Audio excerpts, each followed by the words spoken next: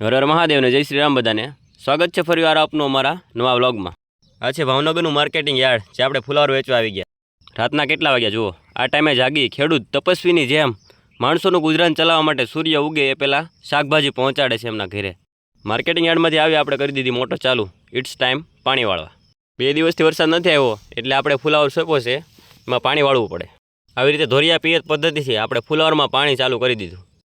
જમીનને રીઝવતું પાણી ફુલાવરના છોડ સુધી પહોંચે છે અને ફુલાવરનો વિકાસ કરવા માટે સક્ષમ બને છે।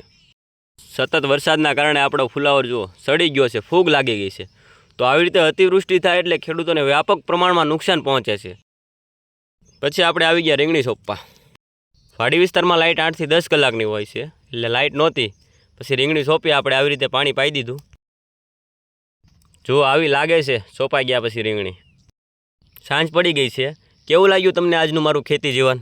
નીચે કોમેન્ટ કરી જરૂર બતાવજો। મારા ખેતી જીવનના વ્લોગ્સ તમને ગમતા હોય તો લાઇક, કોમેન્ટ અને ફોલો કરતા જજો। બધાને જય જવાન, જય કિસાન।